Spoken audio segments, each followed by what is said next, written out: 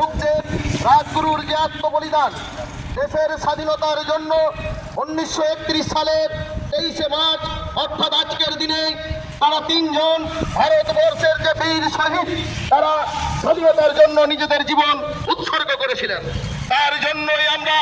DIFI পশ্চিম মেদিনীপুর জেলার উদ্যোগে ঘাটাল মহকুমায় এই শোভাযাত্রা শুরু করেছে। ইতিমধ্যে যে আমাদের মিছিলগুলি ঘাটাল মহকুমা চন্দ্রকোনা থেকে শুরু হয়েছে, রামজীবনপুর থেকে শুরু হয়েছে, দুটো মিছিল একসঙ্গে মিলিত হয়ে মিরপাই থেকে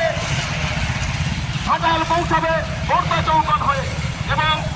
ঘাটাল মহকুমার আরেক প্রান্ত